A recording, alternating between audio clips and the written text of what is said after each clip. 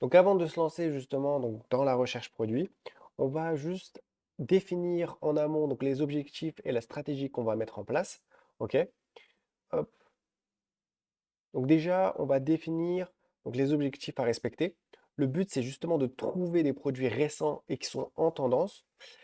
Deuxièmement, c'est justement de trouver un produit qui a peu de concurrence sur le marché français. Donc même s'il a de la concurrence sur d'autres marchés, il faut absolument que sur le marché qu'on va viser, il faut qu'il y ait très peu de concurrence. OK? Et troisièmement, il faut que le coût produit soit, si possible en tout cas, de moins de 10 euros. OK? Le but, c'est justement de pouvoir trouver un produit qui a suffisamment de contenu et beaucoup d'interactions sur les vidéos parce que c'est un indicateur qui va nous permettre de savoir si c'est un produit qui est en tendance ou pas. OK? Donc ça va de pair. Ensuite, concernant justement la stratégie qu'on va suivre, donc globale sur la recherche produit, c'est qu'on va aller sur le marché américain pour trouver des produits gagnants, donc des produits qui ont déjà fait leurs preuves sur ce marché-là, et de trouver également donc, les créatives gagnantes associées à ce produit-là pour pouvoir les récupérer, les tester ensuite sur le marché français avec donc, le produit en question, donc les produits gagnants qui ont fonctionné sur le marché américain, plus les créatives associées à ce produit-là, donc qui sont supposément également gagnantes et on va justement faire ce testing en France. Alors pourquoi on fait ça? Tout simplement pour une raison assez simple, c'est par rapport à un principe, c'est que le produit donc gagnant sur le marché américain, il a déjà fait son proof of concept. Donc c'est-à-dire qu'il a déjà testé un marché et il a reçu, enfin il a trouvé sa demande sur le marché en question.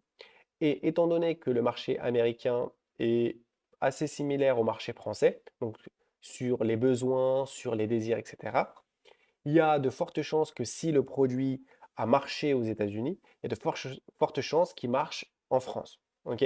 Donc c'est juste très probable, c'est juste une question de probabilité. Et comme ils ont des besoins et des désirs vraiment similaires, il y a de fortes chances que le produit qui a gagné là-bas va gagner aussi en France. OK?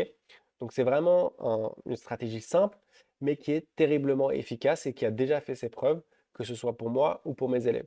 OK?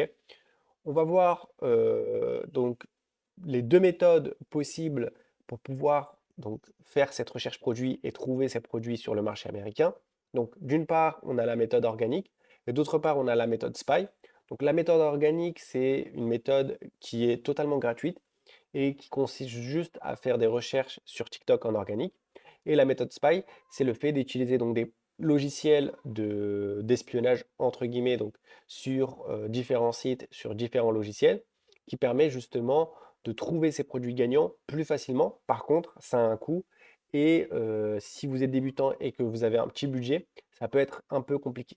Nous, on va surtout privilégier d'abord la méthode organique avant la méthode SPY.